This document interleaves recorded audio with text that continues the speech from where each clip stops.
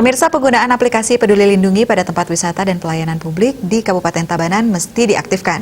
Pengaktifan aplikasi tersebut ditekankan Kapolres Tabanan AKBP Renefli Dian Chandra saat memimpin analisa dan evaluasi ANEF Mingguan Polres Tabanan. Kapolres Tabanan menyampaikan kepada para pejabat utama Polres dan Kapolsek jajaran agar mendata tempat-tempat pelayanan publik dan tempat wisata di Kabupaten Tabanan yang belum menerapkan aplikasi Peduli Lindungi untuk segera menerapkannya.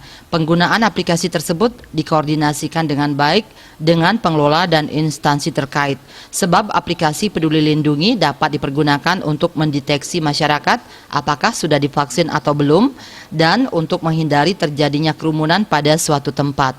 AKBP Renefli Dian Chandra juga minta jajarannya mendata jumlah penduduk atau masyarakat yang belum divaksinasi untuk berkoordinasi dengan instansi terkait sehingga lebih memudahkan melaksanakan vaksinasi massal.